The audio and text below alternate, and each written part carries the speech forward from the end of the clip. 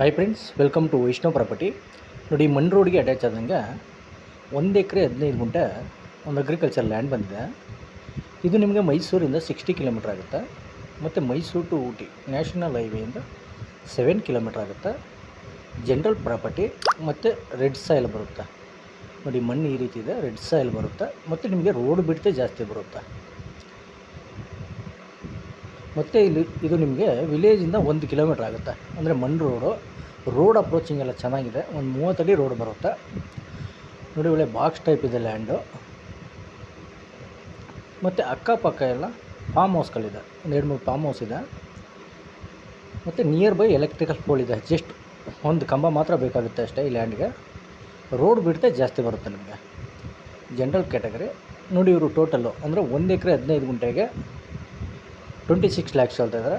Negotiable ಆಗುತ್ತೆ. Interest ಇದ್ದರೆ ಕೆಳಗಡೆ ನಂಬರ್ ಕೊಟ್ಟಿರ್ತೀನಿ, ಕಾಲ್ ಮಾಡಿ. Okay, thank you friends.